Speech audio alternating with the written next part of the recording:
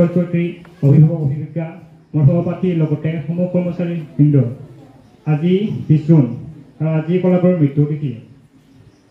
তেখেত এজন ভাল শিল্পী আছিল তেখেত এজন ভাল ৰাজনীতিবিদ আছিল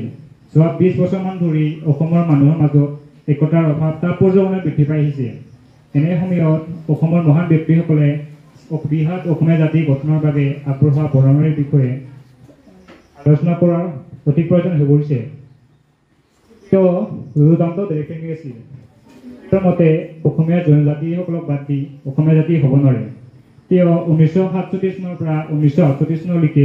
এমএলএ পদত আছিল আৰু তেওঁ বিধানসভাৰ মজিয়াত কেইখনমান গুৰুত্বপূৰ্ণ প্ৰস্তাৱ দাঙি ধৰিছিল তেওঁৰ মতে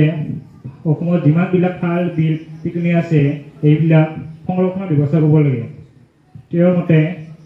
এইবিলাক সংৰক্ষণ কৰিলে বহুত